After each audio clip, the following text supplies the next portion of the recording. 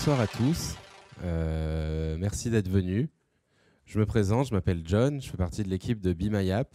On co-organise avec Sylvain ce meet-up, donc France HTML5, qui est le 19e, c'est ça. Le 19e donc meet-up France HTML5, et il est très particulier parce qu'en fait, c'est pas que un meet-up France HTML5, c'est un co-meet-up. Donc c'est un co-meetup qu'on co-organise avec Cyril justement, donc du Meetup Web Component. Il va vous en parler un peu plus et puis il a une présentation pas mal, donc il a pas mal de choses à dire. Simplement donc pour juste de notre côté, Sylvain et moi, je voulais juste nous excuser parce que on n'a pas trop donné signe de vie ces derniers temps. C'est en grande partie de ma faute, c'est un peu de sa faute aussi quand même.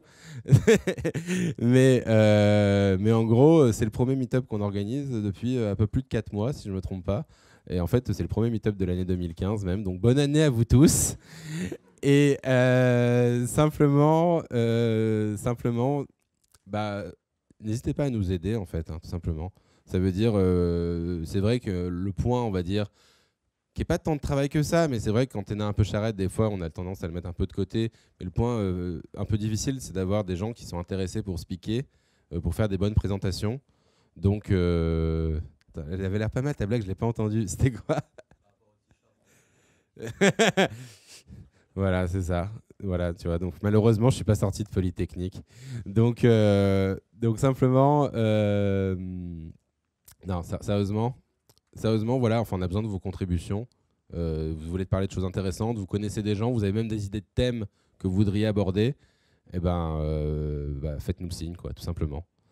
Voilà, c'est donc de mon côté, je pense que j'ai assez parlé. Simplement, nos contacts, si vous voulez nous contacter, c'est Sylvain, il va se présenter, Sylvain @contestapp, Sylvain W sur Twitter et John Carp sur Twitter. Voilà, c'est simple. Avant de commencer, en fait, je voulais donner la parole à mon cher Julien. Voilà, donc vous pouvez, qui en fait simplement sponsor de ce meetup. Donc Julien, vas-y, je t'invite à te lever. Ouais, vas-y. Juste une petite précision, en fait, je ne sais pas s'il y a des gens qui connaissent au moins de nom Adi Osmani. C'est quelqu'un d'assez connu dans le milieu. Il est aussi à l'origine, entre autres, il collabore très, très activement sur le projet Polymère. Donc on a essayé avec Cyril de l'inviter ce soir. Malheureusement, c'est quelqu'un qui est très, très prisé. Il est basé à Londres. Et donc il nous a répondu qu'il était éventuellement partant, mais plutôt en fin d'année, au même moment de l'événement, par rapport à l'événement .js. Voilà. Donc on garde espoir quand même, voilà, c'est ça. Bonsoir à tous. Alors première expérience pour moi, j'espère que je vais être assez explicite. Je ne vais pas vous prendre trop de temps, je voulais vous présenter cette plateforme-là. Coder Power, en gros, très rapidement, je vais essayer d'être très synthétique. On essaye de vous offrir un peu de veille technologique sur un moyen assez ludique, didactique et pédagogique. Donc micro-learning, challenge, essayez de finalement faire votre petite veille technologique quotidienne, hebdomadaire ou mensuelle, sans vous prendre trop de temps, sans être trop chronophage. Et on essaye surtout de vous challenger, de vous amuser à travers cette plateforme-là. Elle est assez récente. On a eu une première expérience il y a de ça 1 an avec justement Be My App, qui nous a encouragés à poursuivre dans cette voie-là, qui était beaucoup plus orienté sur du challenge algorithmique. Aujourd'hui, on arrive avec un nouveau type de contenu, comme je vous l'ai dit, plus orienté sur de la veille technologique et du micro-learning. Et c'est pour ça qu'aujourd'hui, on aimerait vous présenter ce contenu-là. On aimerait aussi justement que vous participiez en essayant justement ce contenu, en essayant de nous donner vos feedbacks, les axes d'amélioration, les retours. Voilà, comment vous avez senti la plateforme? Est-ce qu'il y a des choses que vous voulez améliorer, des choses que vous avez déjà vues, que vous aimeriez voir différemment? Et aussi, profiter de cette opportunité de vous présenter cette plateforme pour organiser un petit concours très léger, mais qui peut être intéressant et surtout marrant pour nous. Ce serait justement de vous laisser participer à un challenge sur Moment.js. En vous invitant à vous taguer, donc on vous expliquera ça peut-être un peu après pour éviter que ça prenne trop de temps sur comment, en vous authentifiant, vous taguer et vous identifier.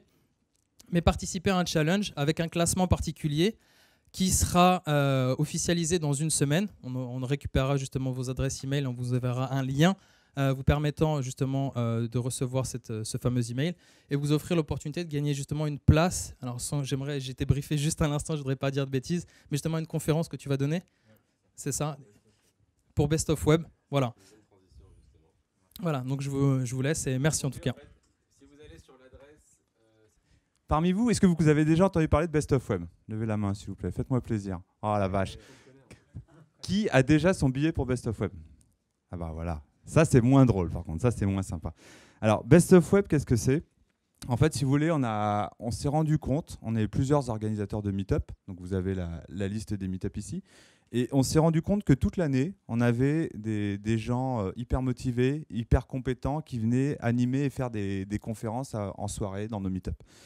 Et on s'est dit, c'est compliqué, le monde front, le monde web est tellement en train de bouger qu'il y a un nouveau meet-up qui se crée tous les jours, je ne sais pas si vous essayez de suivre, et du coup, c'est compliqué tous les soirs, parce que si on voulait assister à tous ces meet-up, il faudrait presque sortir tous les soirs pour aller à ces conférences. Du coup, on s'est dit, c'est quand même dommage que tout ce travail se perde, et on a essayé, donc on s'est mis à 8 meet-up pour la première année, en se disant, on va faire un best-of, on va essayer de sélectionner, chaque meet-up va sélectionner sa meilleure conférence qu'il a eue dans l'année, et l'idée, c'est de les rejouer sur une seule journée. Donc voilà, si vous n'avez pas envie de sortir le soir, si vous avez envie de voir le meilleur de ce qu'il y a eu dans l'année, on vous propose de le voir sur une seule journée.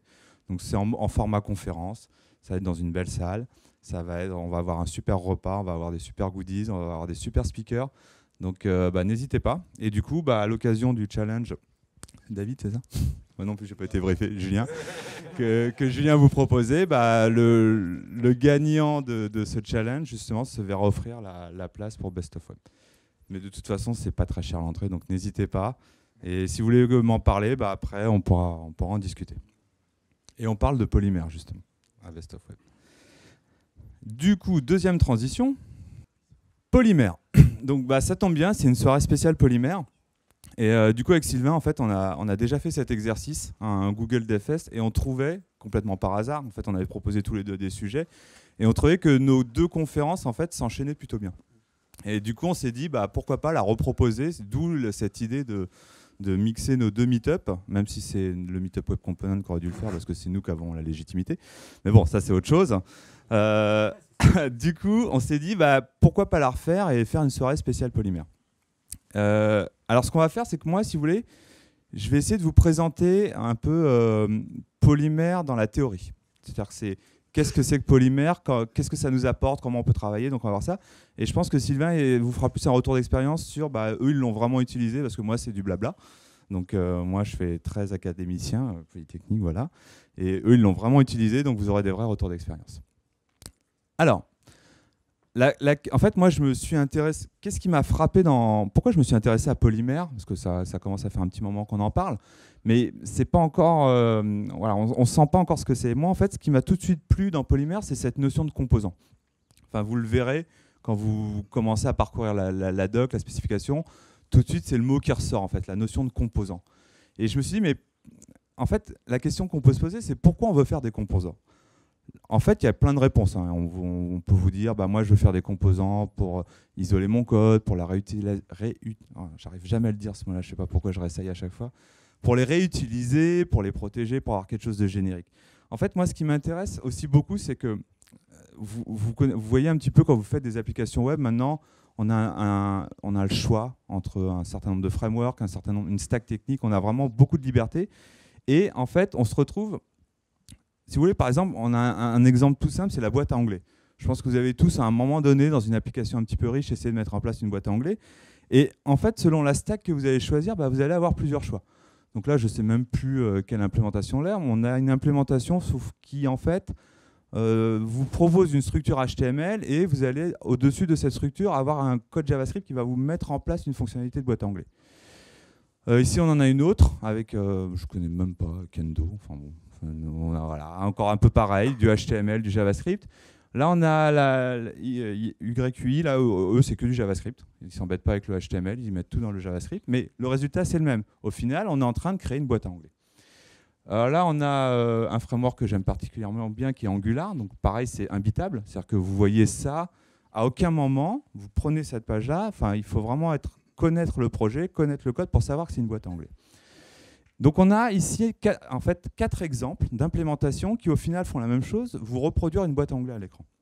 Et en fait, moi, ce qui m'intéresse dans cette notion de web component et de polymère, c'est plutôt l'aspect sémantique et l'aspect standardisation. C'est-à-dire que moi, j'aimerais bien pouvoir utiliser dans ma page une balise qui a une valeur sémantique, c'est-à-dire qui va pouvoir dire c'est une boîte à onglets. Et quelqu'un qui passe sur ma page, qui le lit, est capable de comprendre ce que je suis en train de mettre en place.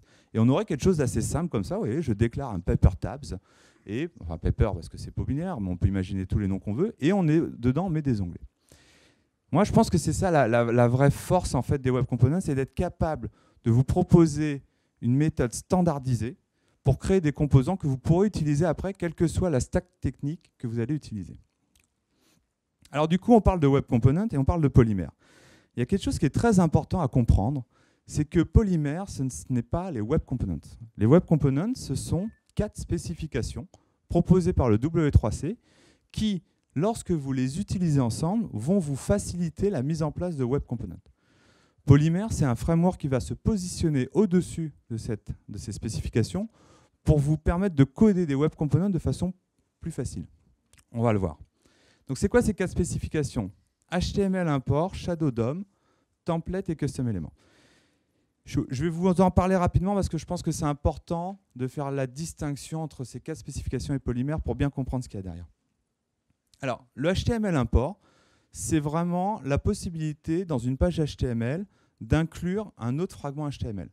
Quand vous y réfléchissez, aujourd'hui dans le web, on ne peut pas importer du HTML dans du HTML. Je ne parle pas d'include Java, PHP, JSP ou alors d'iframe encore moins, mais d'une façon simple de dire, moi dans ma page A, je voudrais prendre un bloc de la page B. Donc le HTML import, il est là pour résoudre ce problème. Alors, c'est une spécification, vous le verrez, il y a beaucoup de plomberie, mais dans la pratique, c'est assez simple en fait. Vous avez juste une balise link à votre disposition, vous l'utilisez avec un attribut rel qui a la valeur import, et vous lui fournissez un pass. Et du coup, vous êtes en train de dire, ma page A, cette page-là, pour fonctionner, va tirer cette page-là. Ça ne veut pas dire que le navigateur vous prend le contenu de la page que vous récupérez et vous le met dans le HTML de votre page. Non, il vous le met juste à disposition. D'où le petit script ici. Alors, je ne rentre pas dans le détail, mais vous avez du JavaScript après qui permet de faire des recherches sur les éléments que vous importez pour les manipuler, les mettre dans votre page. Ça, c'est les imports. L'autre spécification qui va vraiment vous permettre de faire des composants robustes, c'est le Shadow DOM. Est-ce que vous avez déjà entendu parler du Shadow DOM? Allez, on lève la main, le Shadow DOM. Voilà, vous commencez à bien connaître. Enfin, c'est quelque chose qu'on commence maintenant à bien connaître parce qu'en fait, si vous voulez, c'est déjà ce que vos navigateurs utilisent pour vous rendre certaines balises. Prenez l'exemple, par exemple, où vous mettez une balise vidéo dans votre page. Vous voyez bien qu'en termes de HTML, vous avez juste une balise vidéo. Mais à l'écran, on se rend bien compte que c'est quelque chose de beaucoup plus compliqué. On a une scène, on a une timeline, on a des boutons. Donc le navigateur vous construit un élément à partir d'une simple balise. Et comment les constructeurs, les browsers font pour vous masquer cette complexité? C'est le Shadow DOM. C'est-à-dire qu'ils sont capables de créer une zone, donc un nouveau type de nœud, qui est masqué, si vous voulez, au reste de la page et qui va contenir toute la complexité du composant. Donc là, comment on crée un Shadow DOM avec cette spécification? Vous récupérez un élément HTML, vous appelez une méthode createShadowRoot et là, vous avez une nouvelle arborescence qui se crée sur ce nœud sur laquelle vous allez pouvoir rajouter des choses. Et le gros intérêt de ce Shadow DOM, c'est que vous avez l'assurance que c'est quelque chose d'encapsulé, d'isolé. C'est-à-dire que vous pouvez mettre des styles CSS dedans, des éléments HTML, ça n'aura pas d'effet de bord sur le reste de la page. La troisième spécification qui va nous intéresser dans le cadre des Web Components, un petit peu moins importante que les autres, c'est les templates. En gros, le template, c'est, si vous voulez, la solution pour créer des fragments HTML que je veux pouvoir utiliser plus tard dans mon application, enfin les récupérer par contre des modèles de HTML, les dynamiser, les insérer dans mon application.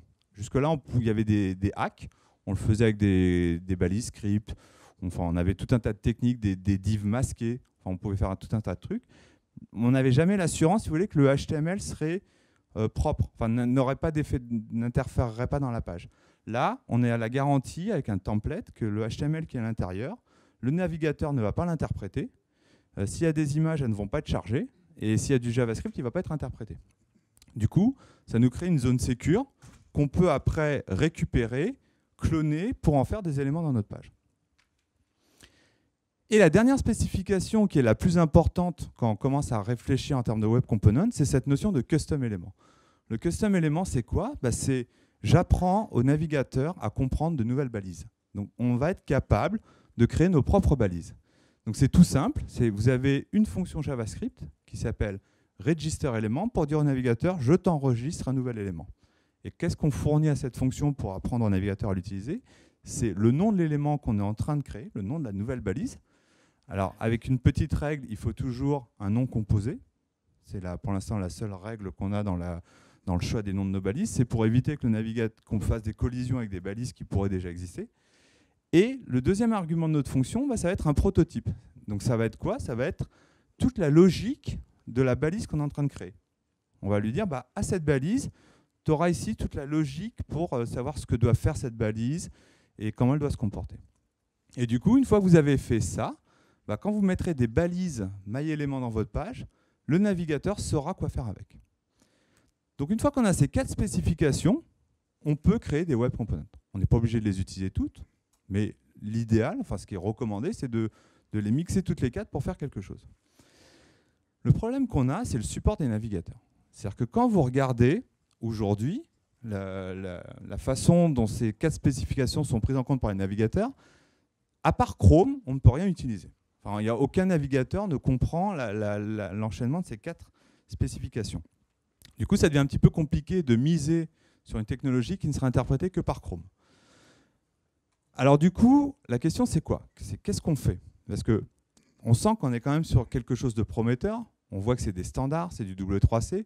Donc quand je vous disais que l'intérêt de ces spécifications, c'est qu'après elles pourront être utilisées dans n'importe quel contexte, on est en plein dedans, mais là, on est quand même limité. C'est là qu'en fait, Polymer va intervenir. Parce que si vous voulez, le choix de Google avec donc, ce framework Polymer, c'est de faire en sorte que vous pouvez dès maintenant commencer à utiliser les web components. Alors ça, c'est la promesse de Polymer. Il faut la prendre avec des pincettes, parce que ça ne veut pas dire que quand vous allez commencer à faire du polymère, ça va marcher automatiquement sur tous les navigateurs de la Terre.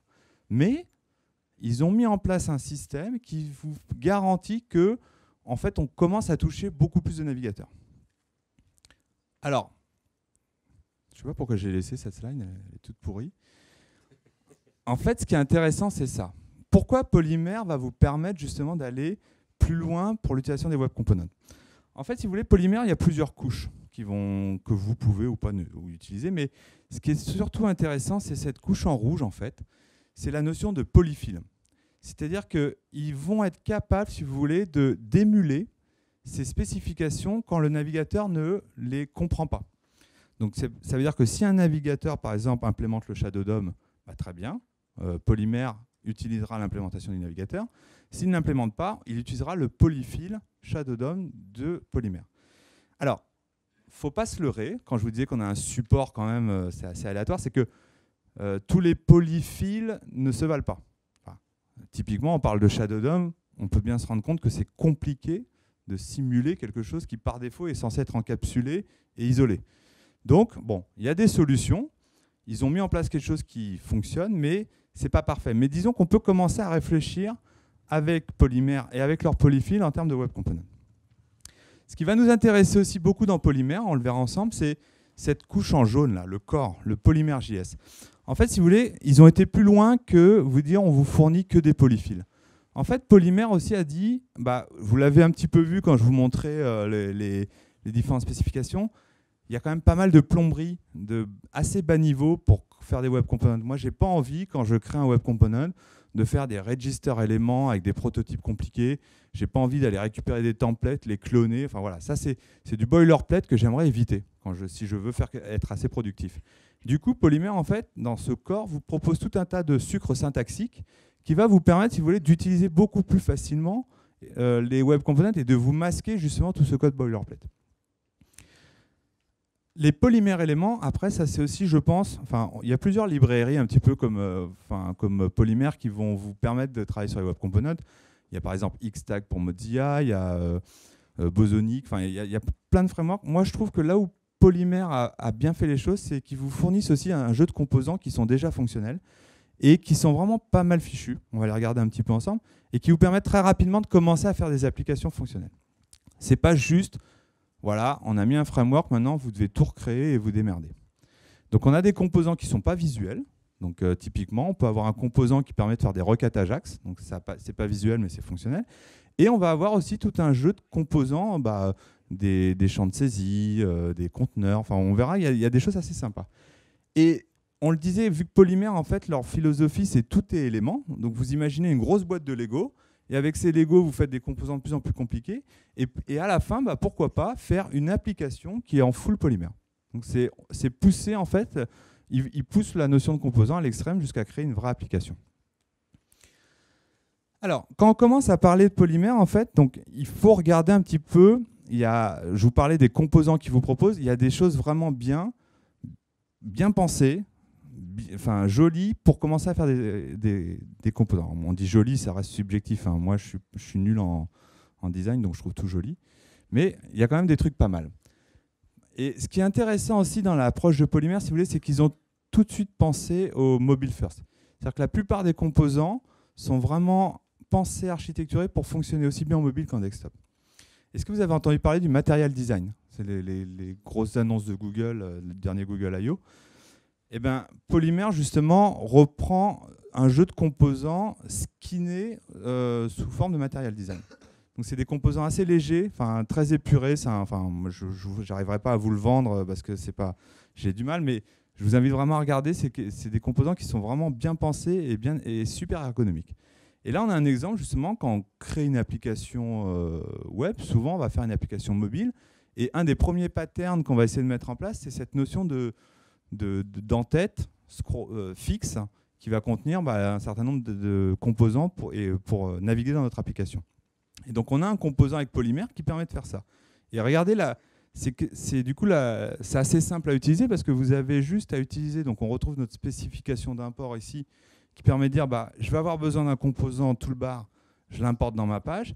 Et du coup, j'ai juste après à utiliser la balise core toolbar pour la mettre dans ma page. Et du coup, je mets ça et à l'écran, j'ai cette magnifique toolbar qui s'affiche. Du coup, ça va plus loin. C'est-à-dire qu'on parlait de Lego. Du coup, je peux commencer à construire mon application en utilisant les composants polymères ou mes propres composants. Du coup, là, vous voyez, par exemple, vous avez un exemple où cette toolbar, je vais l'enrichir. Je vais rajouter un petit burger icône. Donc là, c'est pareil. Je récupère ce qu'ils appellent un composant core icône bouton.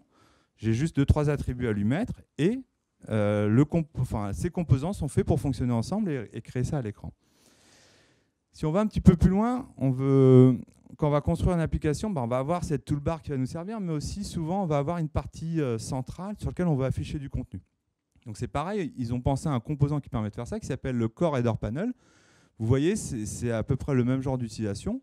Je définis une core toolbar qui me permet de setter ma toolbar et je définis une div qui a juste une classe content. Et là, Polymer sait que ça va être le contenu de mon application. Et ce qui est intéressant, c'est que je vous parlais des patterns de mobile qui sont directement implémentés, c'est que par défaut, ce composant aura une entête fixe et le contenu qui scrollera. Ce qu'on essaye de faire tous et qu'on n'arrive jamais à faire en fait. Enfin, que ça marche jamais vraiment. Mais si vous n'en voulez pas, c'est pareil. On a un attribut qui permet de changer ce comportement. Alors je fais une petite parenthèse là-dessus parce que quand je vous parle de standard, ce qui est hyper important aussi, c'est qu'on est sur des éléments HTML. C'est-à-dire qu'on est habitué, quand on fait du web, à manipuler du HTML. Et donc on n'est pas, si vous voulez, c'est assez intuitif de dire que je crée un composant, je le configure avec des attributs, je peux éventuellement écouter ces événements, je le manipule comme j'ai l'habitude de manipuler n'importe quel élément HTML. Donc ça, c'est aussi quelque chose qui est très intéressant dans cette approche. Et enfin, je vais pas vous montrer tous les composants polymères, je vais passer un petit peu plus rapidement dessus, mais on a des composants de plus en plus complexes pour faire des applications de plus en plus complexes. Et donc ça, c'est un exemple, le Core Drawer Panel, qui reprend aussi un pattern assez classique de dire j'ai une en-tête, j'ai une barre de menu à gauche et j'ai une zone de contenu sur la droite. Et du coup, vous voyez, c'est tout à fait ce que je suis en train de construire avec mes balises. Et l'avantage, c'est que j'ai aussi ce composant est complètement responsive. Donc si je l'exécute dans un environnement mobile, je vais avoir la barre qui se cache ou qui apparaît en fonction de ce que je veux faire. On a des éléments beaucoup plus simples. Je vous disais qu'on a des champs de saisie. Alors moi, j'aime beaucoup ce champ de saisie avec le placeholder qui remonte. Donc, qui n'a jamais été dans un formulaire et que le placeholder disparaît, on ne sait plus ce qu'on veut taper, donc on s'en va, on efface. Enfin, voilà. Moi, je trouve que ce pattern, ergonomiquement, est super bien. On a enfin voilà, ça c'est le material design, des petites cases à cocher sympas avec des effets de ripple. Voilà, je ne vais pas en dire plus. Hein, voilà, on a fait assez le tour de Polymer. Mais ce qui est intéressant, c'est comment vous allez créer vos composants. Parce que c'est bien de pouvoir prendre un jeu de composants, mais on va aussi nous avoir besoin de créer nos propres briques pour faire notre application en Lego.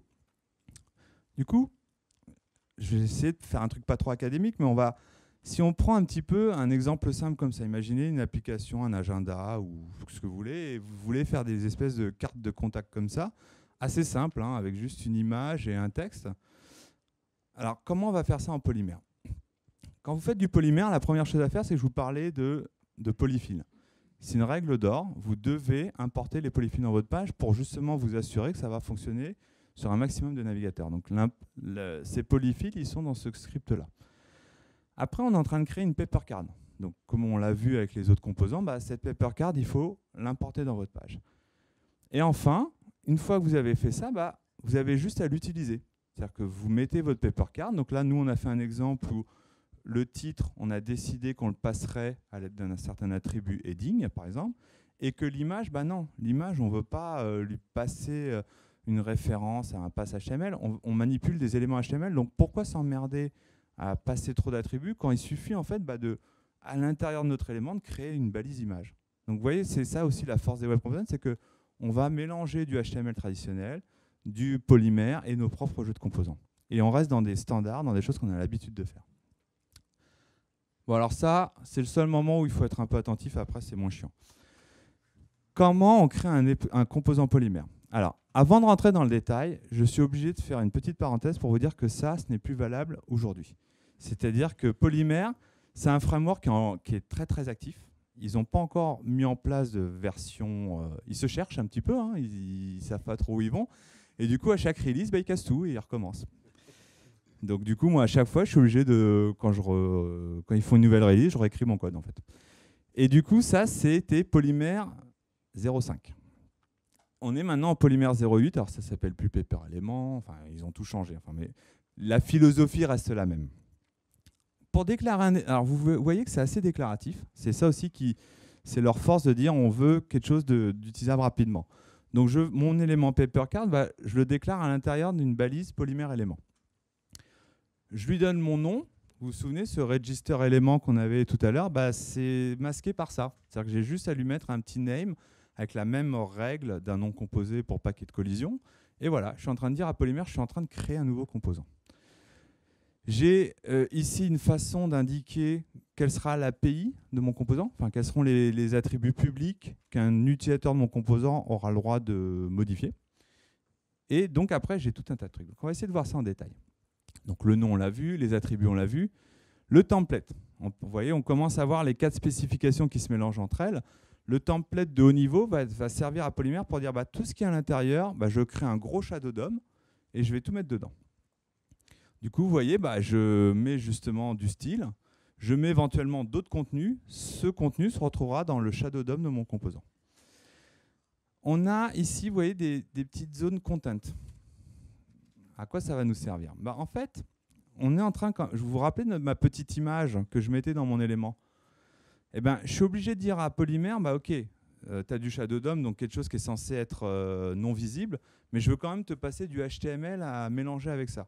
Donc le content permet de dire à Polymer, tout ce que je te passerai qui aura un attribut image, tu le mets dans cette zone-là. Donc on peut mixer comme ça du shadow DOM et du DOM qui viendra au moment où on utilisera notre composant. Quelqu'un a compris ça, ce que je viens de dire? Sérieusement? Parce que moi, en m'écoutant, je ne comprenais plus. Hein. Content, toujours, c'est la même règle. Et là, ce que vous voyez, c'est aussi quelque chose de hyper intéressant dans Polymer, c'est cette notion de data binding.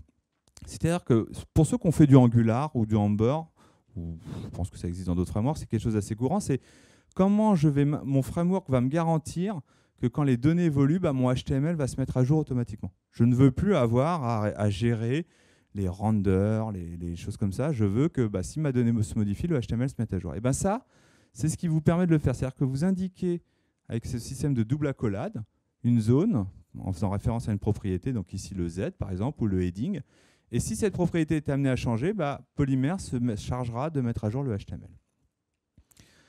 Et donc là, on retrouve l'intelligence de notre composant. C'est le prototype dont je vous parlais quand on crée des custom éléments. On va créer ici un objet qui va contenir un certain nombre de fonctions, et ça va être toute la logique de notre composant. C'était le plus chiant. Maintenant, ça va être plus sympa, vous allez voir. Alors, quand j'ai préparé cette presse, j'étais bien emmerdé parce que Polymer, il y a vachement de docs, il y a beaucoup de choses, et c'était très compliqué d'essayer de faire tenir tout ça dans une présentation d'une demi-heure comme ça. Du coup, je vais plutôt faire le focus sur des choses qui m'ont plu dans le framework. C'est-à-dire que ce n'est pas du tout une liste exhaustive des fonctionnalités de Polymer, c'est des choses que moi, j'ai retenues, en tout cas, qui m'ont aidé. Et il y a quelque chose que j'aime beaucoup dans Polymer, c'est cette notion de layout. En fait, si vous voulez, je ne sais pas si vous avez déjà essayé de centrer un élément dans une page en CSS. Qui a déjà essayé? Et vous y arrivez bien? Ouais. Voilà. Ouais, mais moi, j'ai beau avoir lu tous les tutos du monde là-dessus, à chaque fois que j'ai besoin de le faire, j'y arrive pas. Et je cherche et tout. Et là, on a il y a quelque chose qui arrive qui est vachement bien pour ça, c'est les flexbox. Est-ce que vous avez tous entendu parler des flexbox? Voilà. Donc, pour moi qui ne fais pas de CSS, c'est le paradis, les flexbox. Et en fait, Polymer, c'est encore plus le paradis parce que j'ai même pas besoin de faire de CSS. Et en fait, je sais que les puristes vont détester ça parce qu'on est en train quand même de violer une loi sacro-sainte qui est de dire on ne mélange pas le HTML, la structure d'un document avec le style d'un document. Mais moi, j'aime bien. Du coup, comment ça on fait? Vous voyez, en fait, ils vous ont mis à disposition des attributs qui vont vous permettre d'organiser votre layout en mode flexbox. Derrière, c'est de la flexbox, mais juste, c'est des raccourcis, si vous voulez, des alias pour faire des alignements de façon plus simple.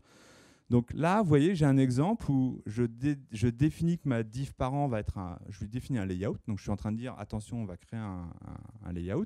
Et avec horizontal ou vertical, je suis capable de dire comment ces fils vont devoir se réorganiser. Et alors là, je ne vais pas vous faire un cours sur les flexbox, mais on a toutes les options des flexbox disponibles en mode attribut. C'est-à-dire que là, ma deuxième div, je vais la faire s'étendre. Donc je vais lui donner un attribut flex pour qu'elle prenne tout le contenu disponible. Je suis capable de faire un alignement vertical. Je suis capable de régler, si vous voulez, de façon autonome les portions que vont me prendre les différents enfants. Je suis capable, alors, il y a plein d'exemples, je suis capable d'organiser les éléments sur le deuxième axe. Je suis capable de le faire aussi de façon... la justification, je ne m'en suis jamais servi de ça. Je suis capable aussi, ce qui est hyper intéressant, c'est de faire une règle. Jusqu'à maintenant, c'est des règles sur le conteneur, mais on peut faire des règles autonomes sur chaque enfant pour donner une spécificité. Donc en fait, on a beaucoup de contrôle sur la façon d'organiser. Et alors, pour vous l'avoir mis en place sur des applications, je vous promets que, en tout cas moi, je gagne beaucoup de temps à organiser mes éléments avec ces attributs. L'autre chose qui m'a aussi beaucoup plu dans Polymer, c'est la notion de templating et de data binding. En fait, si vous voulez, on l'a regardé un petit peu, mais très rapidement, la possibilité d'avoir ces doubles accolades dans votre code et de vous garantir que le HTML va être mis à jour automatiquement en fonction des changements de vos données, c'est quelque chose de très productif. À côté de ça, on a justement cette notion de template qui va vous permettre de... c'est des choses qu'on retrouve dans les différents systèmes de templating, que ce soit Moustache, Handlebar, et qui sont donc disponibles dans Polymer. Donc vous avez la possibilité, alors par exemple, de créer une zone qui est bindée à une donnée. Donc là, j'ai un template, alors on le voit peut-être mieux là. Voilà. Là, je crée une zone de template et je dis, le contexte en termes de données de cette zone HTML, ça va être la variable personne. Et du coup, je peux après référencer des propriétés de cet élément dans mon template. Je peux l'aliaser si je préfère faire une notation avec un point. Je peux faire, vous avez déjà vu ça, l'équivalent des ngRepeat par exemple dans Angular, ou de pouvoir boucler sur une collection et pour chaque élément de la collection créer un élément HTML particulier. Donc ça, je peux le faire avec un attribut repeat. Je lui donne une référence à une collection et tout ce qui sera à l'intérieur sera répété autant de fois qu'il y a d'éléments dans le tableau. Hyper bien ça. Du template conditionnel, c'est-à-dire je veux afficher cette zone ou pas en fonction d'une condition. Donc ça, ils n'ont pas révolutionné, ça, on en fait depuis des années dans des templates, mais voilà, c'est bien de se dire, quand je vais construire mon composant HTML, il y a une partie de la logique, je ne serai pas obligé de le faire en JavaScript, mais avec le templating, je serais déjà capable de faire un certain nombre de choses. Bon, ça je passe, hein, c'est assez bien. Et la dernière fonctionnalité qui m'a semblé intéressante, mais en fait au final je la trouve plus tellement intéressante, comme quoi c'est bien de refaire des prêts, c'est le filtering. En fait, ce qui est quand même intéressant dans cette feature, c'est en fait, alors rapidement, à quoi ça sert? Vous avez une donnée brute, mais vous ne voulez pas modifier cette donnée, mais vous voulez la présenter de façon différente à un utilisateur. L'exemple typique, c'est par exemple une date, au format date imbitable, par exemple en nombre de millisecondes depuis le 1er janvier. Là. Cette donnée, vous ne voulez surtout pas l'altérer, vous voulez pouvoir échanger avec votre serveur en gardant le format brut, mais par contre, à l'utilisateur, on veut afficher quelque chose de plus ludique. Donc le filtre, en fait, vous allez l'utiliser à l'intérieur de ces expressions en rajoutant un pipe et le nom du filtre que vous voulez utiliser. Donc ce qui est intéressant, c'est que ces filtres peuvent prendre des arguments, ces filtres peuvent être chaînés. Donc on peut configurer l'affichage d'une donnée à l'utilisateur comme ça. Ça, c'est les filtres disponibles, je passe, c'est purement anecdotique, c'est-à-dire que Polymer ne vous fournit pas de filtres intéressants. Pour ceux qui font du Angular, il y a plein de choses dans Angular, par exemple, qui sont déjà fonctionnelles, qui permettent de travailler sur les données. Polymer, il n'y a pas. Par contre, ce qui est intéressant, c'est que vous pouvez créer vos propres filtres. Et c'est assez simple à faire parce que vous avez juste à définir une fonction qui prend un paramètre en entrée et qui vous retourne quelque chose. C'est ça le principe d'un filtre, c'est je prends quelque chose et je te dis comment le modifier. Et du coup, vous voyez, là, sur un élément polymère, j'ai créé ma fonction toUpper et je peux l'utiliser directement comme ça dans une expression. Et je terminerai là-dessus. Quand vous allez faire du polymère, il y a plein d'outils qui vont vous permettre de gagner du temps. Parce que vous verrez, il y a déjà une doc assez complète, il y a beaucoup de choses à apprendre. Donc du coup, autant gagner du temps sur un certain nombre de choses. Le premier outil qui va vous faire gagner du temps, c'est Bower. C'est-à-dire que Polymer, vous le verrez même sur leur doc, on vous recommande de passer par Bower pour gérer les dépendances. Polymer vient avec beaucoup de fichiers. C'est-à-dire que tout ce que je vous montrais, les composants, vous pouvez les récupérer. Il y a beaucoup de code. Donc avec de simples commandes Bower, vous êtes capable de récupérer facilement ces composants. L'autre outil qui va vous faire gagner du temps, c'est Yeoman. C'est-à-dire que vous travaillez sur un nouveau projet Angular, vous avez un générateur Yeoman pour vous créer un squelette d'application. Et vous avez surtout des sous-générateurs pour effectuer des tâches que vous faites régulièrement. Donc, par exemple, je veux créer un nouveau composant, ou je veux créer un nouveau composant, mais pas dans le mode application, dans le mode plutôt un composant isolé que je veux partager sur GitHub. Donc, vous verrez, il y a pas mal de choses sympas. Et enfin, comme tester, c'est douter, et qu'il faut tout le temps douter, il y a aussi une suite d'outils qui va vous permettre de tester vos composants. Si vous voulez, c'est hyper important parce que si vous êtes habitué à faire des développements avec par exemple Angular, Backbone ou Ember, souvent on fait des tests unitaires sur le code JavaScript et on est à l'aise avec ça. On a maintenant pas mal d'outils qui vous permettent d'automatiser vos tests, enfin ça va assez loin. Mais là on est dans un monde un petit peu différent parce qu'on est en train de créer des composants qui s'exécutent dans un contexte HTML et en fait pour vraiment valider leur comportement, il faut être un peu dans cette page HTML. Et on n'a pas trop d'outils qui permettent de mettre des éléments dans du HTML et faire des suites de tests en JavaScript. Donc là, si vous voulez, l'équipe de Polymer vous propose un outil qui s'appelle Web Component Tester, donc qui s'appuie sur Mocache Sinon pour faire vos tests unitaires, mais qui a l'intérêt de... Bon, alors j'ai quelques exemples. Enfin, vous voyez, vous allez définir vos tests en fait avec une page HTML. Donc l'idée, c'est mon composant que je suis en train de loader, je vais définir mes tests, pardon. Et ça, c'est un test unitaire. Voilà, je charge mon composant et dans mon JavaScript, je vais pouvoir exécuter un certain nombre de tests là-dessus. Ce qui est intéressant, c'est surtout que vous avez un outil clé en main pour lancer vos tests unitaires. Vous verrez que si vous partez dans cette démarche, il n'y a pas beaucoup d'exemples de tests unitaires. Il se trouve que j'ai publié un composant reCAPTCHA sur GitHub et sur lequel j'ai fait beaucoup de tests unitaires. Donc j'ai mis cette slide-là. Si vous voulez voir un petit peu à quoi peuvent ressembler les tests unitaires dans cet environnement, n'hésitez pas à aller sur ce composant. Et je crois que j'ai mis des ressources et je crois que j'ai terminé.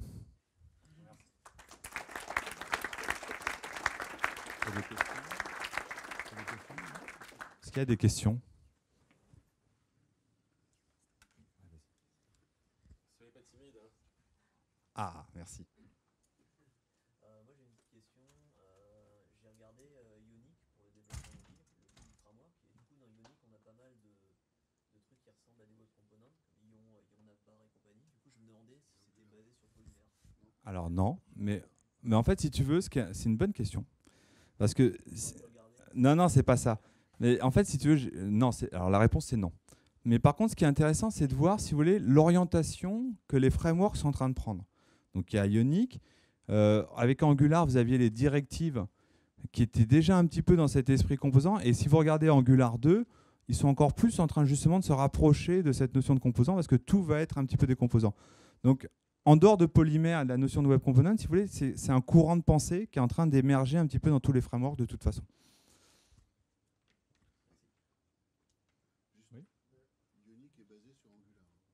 Oui.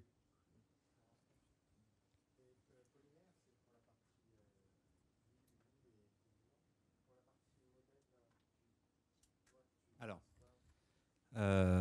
tu pourras parler avec Céline qui est en train de coder une application. Lève la main, Céline. Une application complète en polymère. Moi, si tu veux, j'ai essayé de faire ça, de dire je vais aller remonter la stack jusqu'en haut pour voir est-ce qu'on peut faire ce qu'on fait en Angular ou en Backbone avec du polymère. Donc on peut, il y a des composants. Moi, je pense que c'est pas fait pour. Je m'explique. Si tu veux, je pense que polymère, il faut le garder si tu veux, ça remplace les plugins jQuery pour moi. Enfin, c'est vraiment ça le marché de polymère. C'est-à-dire de créer des petits composants réutilisables que tu vas pouvoir, tu veux un carrousel, tu veux un slider, tu veux un champ de saisie un peu typé. Pour moi, c'est ça la niche dans laquelle le polymère peut se développer. Parce qu'ils sont trop en retard par rapport à tout ce qu'on a en termes de framework pour créer vraiment des choses robustes. Alors, pour l'avoir fait, moi, je trouve que c'est compliqué, si tu veux, de réfléchir en termes MVC et en termes composants comme ça. Oui, et c'est pour ça que je pense que c'est ça la façon dont il faut l'utiliser. Tu vois, j'ai créé par exemple, j'avais créé une mire d'autante qui avait beaucoup de code métier. À l'intérieur de cette mire d'autante, j'étais organisé en MVC, mais peu importe, ça c'est la complexité de mon composant. Par contre, ce composant, je l'utilise dans une application Backbone ou je l'utilise dans une application Angular. Enfin, moi, c'est comme ça que je le vois en tout cas. Enfin, je sais pas si je pense que c'est un cauchemar pour l'instant de faire des applications complètes en polymère. Ouais. Oui. Bon. En fait, ça reste dans le navigateur, donc ça reste front. Et tu as des librairies qui te permettent de faire des appels à Ajax pour récupérer de la donnée. Là-dessus, il n'y a pas d'incidence en fait. Sur la partie JavaScript, justement, on sait qu'Angular, avec Angular 2, arrive l'adoption de JavaScript 6, l'évolution justement de la langage. Sur la partie polymère JavaScript, est-ce qu'ils ont une tendance particulière à vouloir adopter cette évolution, à faciliter peut-être? En tout cas, ils ne communiquent pas là-dessus pour l'instant. Ils sont tellement dans leur truc, là, les changements de version, ils cherchent une release. La 0.8 dont ils parlent, c'est la candidat en fait, à la version finale. Mais je pense que pour l'instant, leur objectif, c'est surtout ça, quoi. Oui. J'ai vu que tu étais obligé d'emporter chacun de tes composants en fait, avec un link. Ouais. Ce qui fait donc autant de requêtes au serveur par link. Est-ce qu'il y a moyen de requêter plusieurs composants d'un coup? Alors déjà, la balise import, enfin la spécification import, parce que c'est elle qui va faire ce travail, tu as la garantie, si tu veux, que le navigateur, il y a un système de cache, indépendant du cache navigateur, mais qui servira à ça. C'est-à-dire que le navigateur ne récupérera qu'une fois un élément référencé par une URL. Donc déjà, c'est important de le savoir parce que souvent dans la page, tu utilises plein de fois les mêmes composants à plein d'endroits. Donc tu es sûr que déjà qu'il n'y aura qu'une seule requête. Après, il y a des outils un petit peu comme on fait dans Grunt, quand on minifie, agrège des trucs. Il y a un outil qui s'appelle Vulcanize qui permet d'aller récupérer toutes tes dépendances. Il voit en fait tout ce dont tu vas avoir besoin et il crée une grosse passe HTML qui contient tout en fait. Donc ça, c'est pour de la mise en production et de l'optimisation. Deuxième question, niveau rendu côté serveur, puisque a priori tu peux pas faire trop de référencement avec Polymère, puisque le contenu est généré une fois que ta page est chargée, en quelque sorte. Tu peux pas envoyer quelque chose de SEO compliant. Alors oui et non. C'est-à-dire que tu es quand même dans les standards du web. Donc tu as des balises, tu as des éléments qui existent dans ta page sur lesquels le SEO peut s'appuyer. Même si une partie va être masquée. Mais tu n'as pas de rendu côté serveur en tout cas pour l'instant. Je peux répondre à ça par une question. Est-ce que c'est un hasard si c'est Google qui est derrière Polymère, justement, au niveau SEO? Parce que pour eux, c'est le bordel, en fait. Mais c'est pas un hasard, justement, s'ils le font, parce que dans la page, tu te retrouves avec l'info.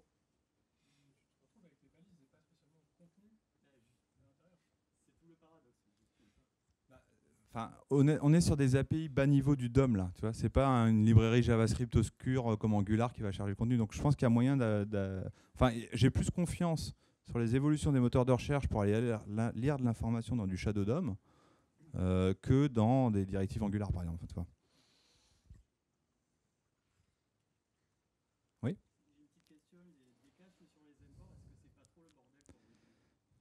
Pour nos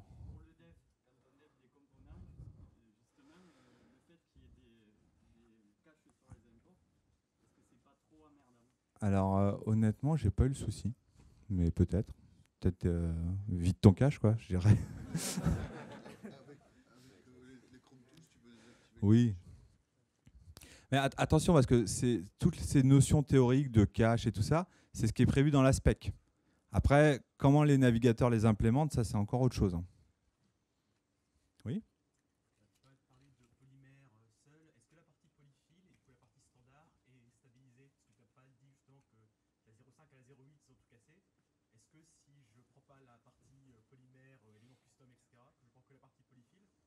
Ah oui, non, ils ont changé aussi les trucs dans les.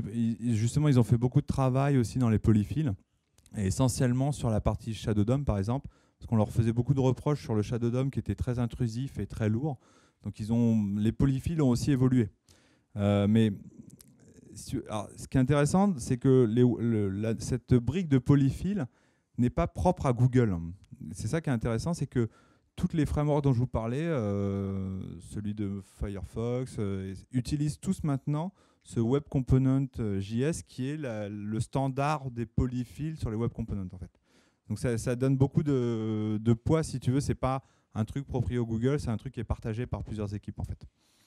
Mais pour répondre vraiment à ta question, parce que là j'ai pas du tout répondu, c'est que ça évolue, la partie polyfill aussi évolue. Et tu peux utiliser que le polyfill. Alors, ça aurait un sens si tu veux, je pense, parce que sur les 4 spécifications, tu ne veux peut-être pas utiliser les 4. Il y a peut-être à un moment donné une spécification qui est intéressante. Donc là, je pense que ça a un sens de ne pas charger tout polymère, enfin de ne pas l'utiliser, et de mettre le polyfill que pour émuler la spécification dont tu as besoin. Ouais, mais du coup, ouais, je sais pas. Moi, je trouve qu'après, si tu veux vraiment créer des composants tels qu'ils te le proposent, ça a un sens d'aller dans pour gagner toi, tout ce que je disais, le succès syntaxique, tous ces trucs-là qui vont te faire aller beaucoup plus vite. Mais oui, tu as raison. Si tu veux. Allez, la dernière.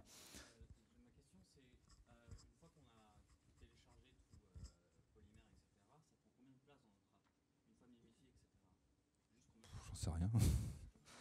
Non, j'ai jamais regardé. Je sais pas. Oui, mais après, si tu veux, non, mais polymère vient avec beaucoup de code, beaucoup de composants. Mais après, tu tires que les composants que tu utilises.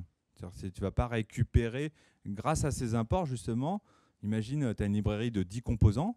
Si tu en utilises qu'un, tu vas importer explicitement celui que tu utilises et c'est que celui-là qui sera tiré. Si vous avez d'autres questions, parce que je pense que Sylvain, là, je le vois, il trépigne, il s'impatiente. Donc, je serai là au repas après si vous avez des questions. Merci.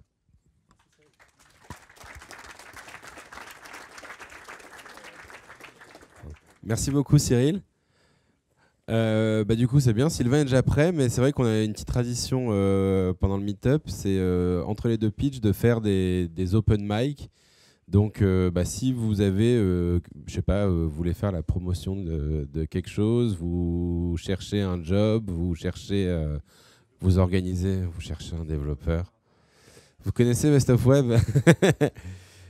Donc, simplement, c'est le moment. Pour vous laisser réfléchir aussi, je vais vous dire aussi, on a une petite caméra là-bas, donc le meet-up est live streamé. Il sera aussi mis en ligne sur le YouTube de 42 Born to Code et aussi on le remettra sur le blog de Be My App. Et donc vous pouvez aller sur le tweet FranceHTML5, le hashtag FranceHTML5. On a partagé le lien, donc vous cliquez dessus, c'est un bit.ly, mais je ne sais plus c'est quoi. On n'a pas remodifié l'URL. Quelqu'un a envie de parler ? Vous n'êtes pas obligé. Hein. Je vous laisserai discuter à la fin du meet-up alors. Sylvain, c'est bon ?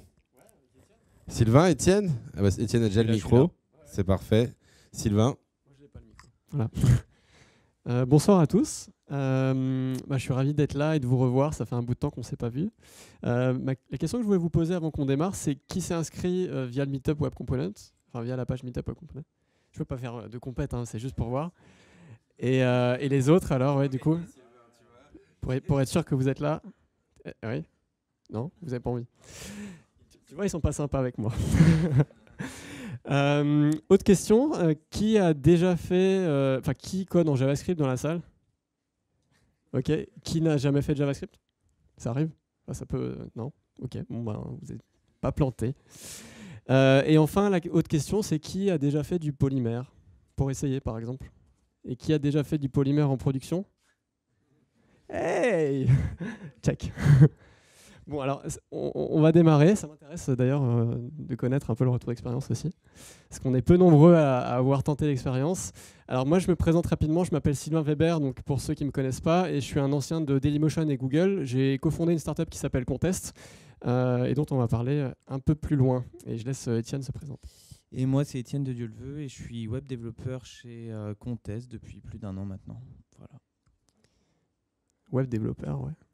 C'est pas bien? C'est comme ça qu'on dit, hein. Développeur web, c'est bien aussi. Alors très rapidement, parce que je ne suis pas non plus là pour faire de la pub, mais vous avez quand même besoin de comprendre ce qu'on fait pour qu'on vous explique ce qu'on a mis en place. Donc on est la société Contest, on existe depuis 2010, donc un peu plus de 4 ans. On a mis en place et on met à disposition une plateforme clé en main qui permet de créer des jeux concours et de les diffuser sur tous les canaux, donc en multicanal, responsive design depuis le début, focus de plus en plus sur mobile d'ailleurs.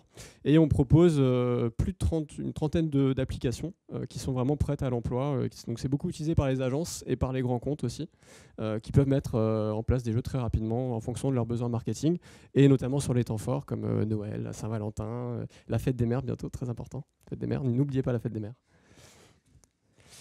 Et pour revenir à notre sujet, le sujet qui nous passionne aujourd'hui, alors tous les ans, il y a un événement majeur que Google organise, qui s'appelle Google I.O. Et donc ça, c'est notre open space. Voilà, vous êtes vraiment en mode immersion. Et donc ça, c'est Étienne. Voilà, il est là. On le reconnaît. Et puis donc voilà, on est donc toute une équipe de développeurs et aussi on a une équipe sales un petit peu plus loin. Mais on est très orienté tech, donc on aime bien les événements tech, et particulièrement celui de Google, puisque je suis un ancien aussi, donc forcément par déformation professionnelle, on a décidé de projeter cet event. Et donc c'était le 25 juin 2014, et le truc c'est qu'il y a vraiment un projet qui nous a particulièrement impressionné pendant les présentations donc, de Google I.O., c'est le projet Topeka. Est-ce que quelqu'un connaissait ce projet? Oui? Non? Quelqu'un? Levez la main? Ok, on est une dizaine. Alors, ce projet, ce qu'il a d'intéressant, et je vous invite à aller dessus, polymer-topeka.appspot.com, donc sur App Engine, c'est donc un projet qui tire parti donc de Polymer, qui a été dévoilé quasiment au même moment, ou juste un petit peu avant, je ne sais plus trop. Et donc la particularité de ce projet, c'est que on retrouve une mécanique de quiz. Voilà. Et le quiz, forcément, c'est quelque chose qui nous parle. Dans un jeu, autour des jeux concours, le quiz, c'est vraiment la mécanique de jeu qui se vend le plus chez nous.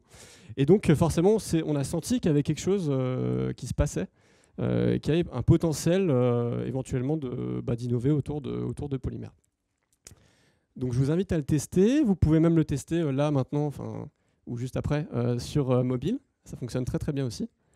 Et donc la particularité, c'est qu'on a différentes thématiques, on clique sur l'une d'elles et on répond donc à un quiz tout simple avec des checkbox, avec des réponses libres, etc.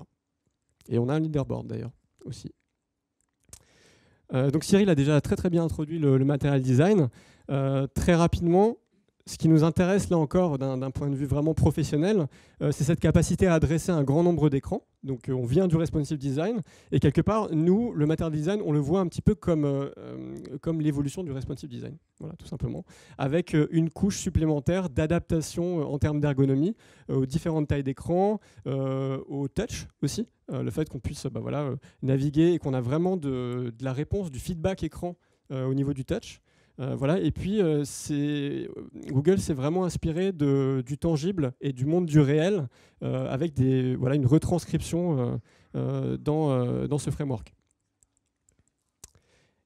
Et si je fais un focus un peu plus précis sur les composants qui nous intéressent, donc on les a vus aussi en partie dans ta présentation.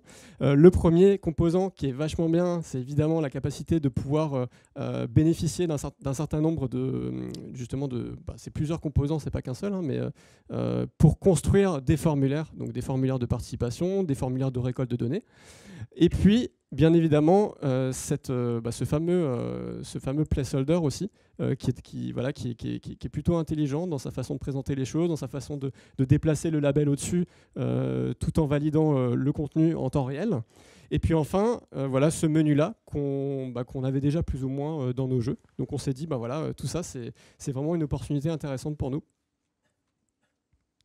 Alors pourquoi Polymer? Donc on a dit le material design, les web components, une culture de l'innovation. Il faut savoir que avant Contest, j'ai fait un petit passage chez Google et c'est vraiment la principale chose qu'on m'a enseignée chez eux. C'est d'une part une capacité à un moment donné brainstormer autour d'une idée et prendre entre guillemets ses couilles à deux mains, mais pour on va dire défendre son projet. Et c'est vrai que Google fait beaucoup confiance en interne pour ça. Donc on s'est beaucoup inspiré de ça aussi. Je me suis inspiré de ça pour construire la culture d'entreprise. Ensuite, l'équipe a pris le relais. Et puis on a trois autres valeurs au sein de l'entreprise. La première, c'est authentique. La deuxième, c'est pionnier. Et la troisième, c'est insatiable. Voilà. Et je pense que ce soir, on est surtout pionnier, même si on est un petit peu insatiable aussi, parce qu'il faut, à un moment donné, faut prendre des risques pour innover.